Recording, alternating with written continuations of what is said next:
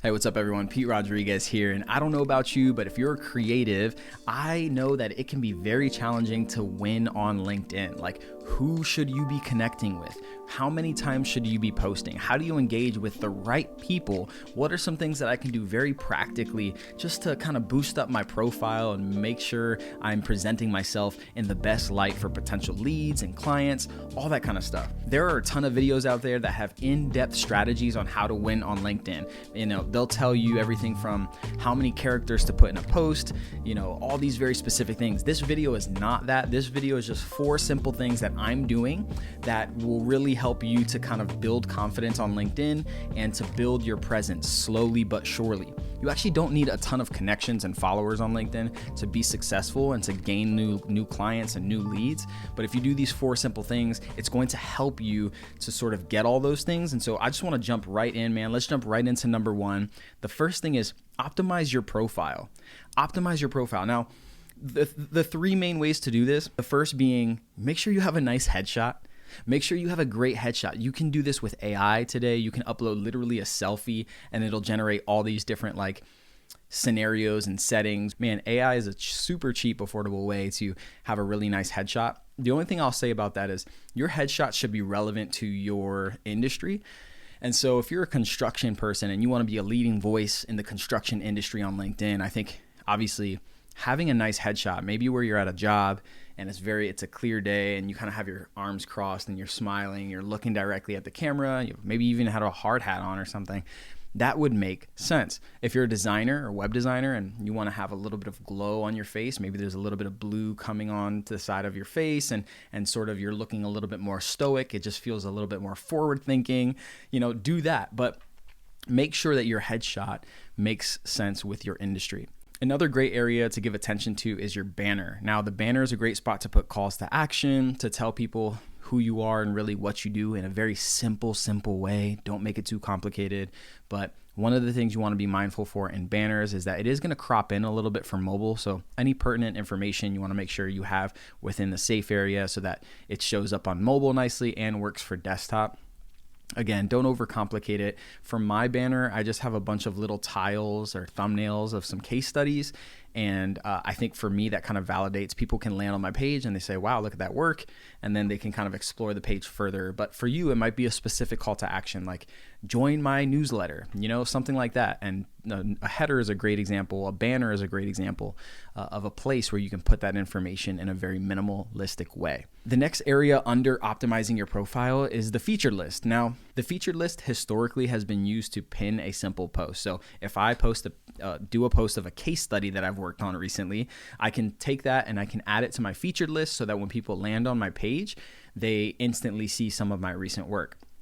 What I've seen people doing now and what I've done is utilizing that featured list almost as a button for people who are landing on your page and they want to engage with you. So you can upload a PDF to a post, all right, and then have it pinned as a feature. You can upload a link to a post and have that as a feature. And then you can just have regular posts pinned as featured. So what I do is I have one with a thumbnail that I created just for that purpose. And it says work with Pete Design Company. And that's an opportunity where someone can click that, go to my website, and then fill out the form to start working together to create a visual identity. The other piece of that is I have a one-on-one coaching program where I just sit down with you. And if you want to get coached for an hour, 60 minutes, you can go to my LinkedIn, see that link, click it. And then I have that linked out to a calendar, kind of like a Calendly. And then you can make your time slot and then we can kind of work together and I can do a coaching call with you.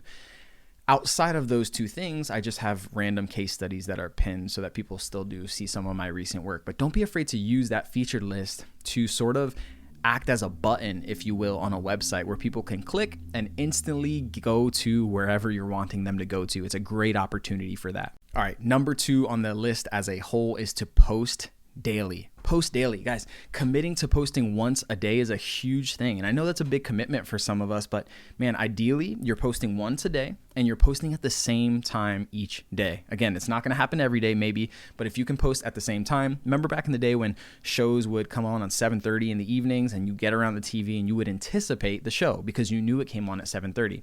In the same way, we want your audience to anticipate your posts. So show up at this every day, hopefully, and at the same time, if you can. It'll make a big difference and allow people to anticipate when you're going to show up.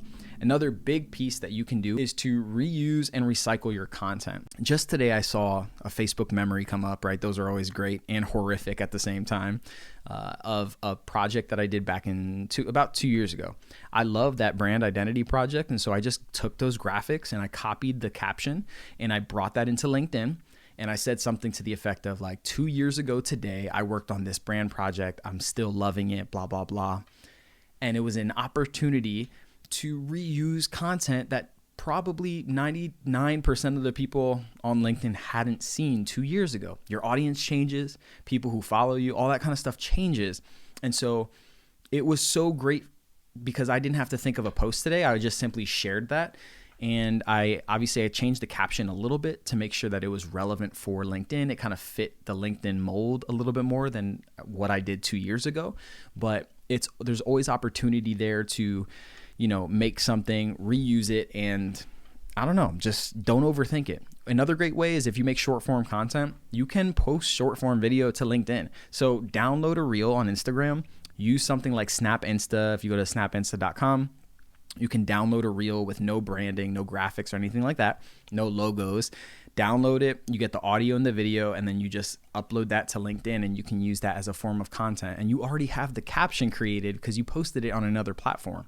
So use that, bring that over into LinkedIn, rework it a little bit to make sure that it's relevant for today, and then post it. To use good hooks.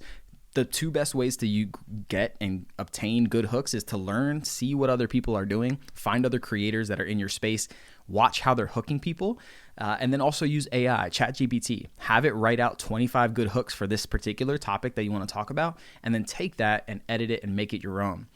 An example of a good hook would be me saying, I hate when people do this with an arrow pointing down. And then I would leave a space and then hit return again. And on the next line, I would start talking about, I hate when companies don't put the compensation range on their job postings. And then essentially people, they can relate to that and whatever, but I've hooked them because I've said, I hate when people do this. And people are like, wait, what does Pete hate when people do? And then they keep reading and they don't realize that they got hooked, or they do, and they just appreciate the post. Either way, it's beneficial to you. Use good hooks. Something I think everybody should be doing is to use a variety of posts. Don't just stick to only text-based. Don't just stick to just graphics. Use a variety. So you can have a single graphic, you can have a GIF, you can have a carousel, you can only do text-based, and you can also do short form video.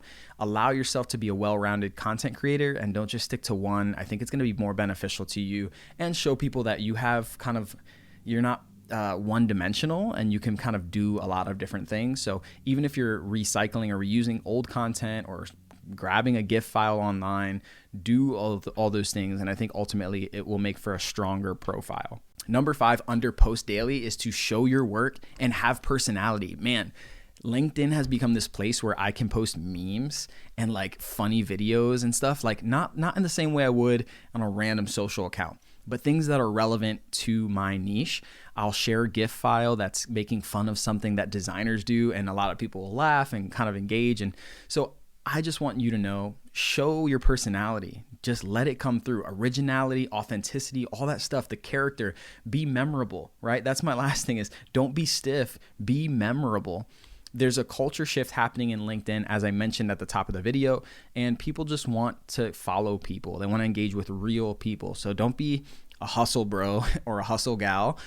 Just be yourself. Make fun of yourself every once in a while, show some funny stuff if you're into it, and then also pepper in the professional, your services, like have personality. That's totally fine. Number 3 on this list of 4 is to comment, engage about 5 to 10 times a day. Now, don't get scared off. I know that's a lot, but 5 to 10 times, even if it's 3 to 5 times, start somewhere. We need to find specific accounts that we want to engage with, accounts that of people that we want to emulate and be like, and go comment on those people's stuff and leave meaningful comments. Don't just say, well done, or great job on the, the promotion. Rather say something to the effect of, I loved when you treated this specific photo with this type of, color grading. I wonder if you did this next time. Like, ask inquisitive questions and curious questions. And I think that's actually more meaningful. And on top of that, you have that person all of a sudden like knows you're on their radar because you're commenting on their stuff on a regular basis. And ultimately it just helps this discipline of social media actually being social again. And you're not just like there to only consume, and also there to only put out stuff, but not actually engage with anything, right? You're just someone who shows up, drops a post, and then I leave again. It's like, that's not going to be beneficial to you in the long run. A great rule of thumb in commenting is just to pretend that that person is in the room with you. Like, you would not say, if someone says, hey, I got a promotion, you probably won't just say, well done. You would probably say, hey man, that's awesome. Great to hear. How long? I didn't realize you went through that transition recently. How long have you been at the company? Like, ask questions and treat someone as if they were in the room with you. Picture yourself talking to them directly face to face. How would you ask them that question? And then ask it in that same tone, in that same way. I just want to add to stay curious. I've mentioned it already a couple times. Be inquisitive, stay curious, because if you ask yourself, who is this post written for? Why did this person write this post? All of those things are going to help generate authentic questions that you might have.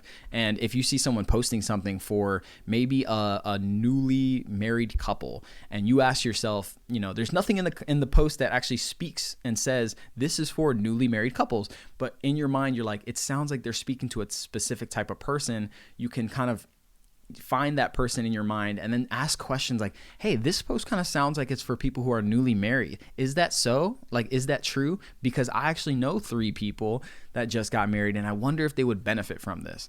I think all of those type of comments, when you're talking about doing 5 to 10 comments a day, are great ways to bang them out, but like also to ask really true, genuine questions that you're actually wondering. And the last one, under commenting every day, is to not neglect people who are commenting on your own stuff. Sometimes you get like spread too thin.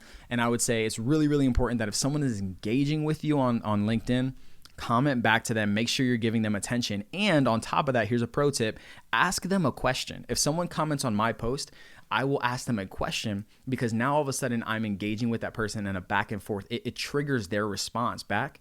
And so ultimately that's going to boost my algorithm. I'm not an algorithm chaser, but I think you can do little things to kind of help. And this is one of the things that I do. I will make sure that I ask a question, because then they're responding back and then I'm responding to them. And if you do that 5 times, like, your post is going to be pretty well seen and well viewed in your area. All right, lastly is to spend time on the platform. You can't grow in what you don't even understand or spend time in, okay? So if I want to grow on YouTube, I need to be on the YouTube platform. If I want to grow on LinkedIn, or just, again, you don't even need to think about growth. You can be thinking about, how do I just grow my network a little bit, make a couple more connections, hopefully get more leads, and lead to, greater business growth. So make sure you're spending time on LinkedIn. Have a tab open on your computer with your LinkedIn profile. And as you begin to make some of these changes and do some of these things, just have it open and spend like an hour on it a day, and allow yourself to kind of live in it for a little, because I think it's going to help you to see what other people are doing, see what types of hooks they're creating, see the content they're posting. And honestly, it gives me a ton of content ideas. There's times where I see someone posting about something and I'll say, man, I want to talk about that same thing. That's a rebrand that just happened. Burger King just rebranded. The LA Clippers just rebranded. I should talk about that too. So I'll grab some pictures, I'll go on whatever blog, screenshot things, and then I'll bring my own perspective into the conversation, which is a huge benefit. It's like, especially when things are trending, everybody's talking about the new Clippers rebrand. I want to be in the mix of that and sharing my own thoughts and perspectives on the matter. And like I said, again, just seek to understand how the platform works, how other creators who are in your industry are using the platform to their benefit. But overall, I hope those 4 things are helpful to you. Again, it's optimize your profile, post daily, comment 5 to 10 times a day, and then spend time on the platform. Well, that's it for this video. If you got any value out of it, make sure you subscribe and connect with me on LinkedIn, Instagram, and X, and I'll catch up with you guys in the next video. All right, peace.